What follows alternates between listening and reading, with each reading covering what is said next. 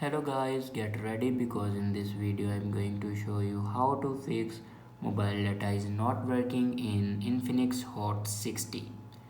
So watch this video carefully and follow every step as I'm showing in video, and don't forget to subscribe the channel.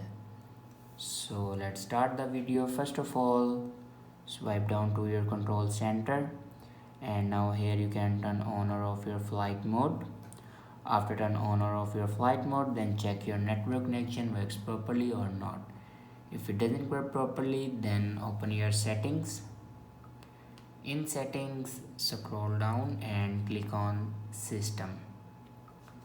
Now scroll down and click on reset phone, and then click on reset Wi-Fi settings. It's mean reset network settings. It will also reset mobile network settings, Bluetooth and Wi-Fi settings. Now click on reset. After reset your network settings, your problem will be fixed. I hope this video is helpful for you. Thanks for watching.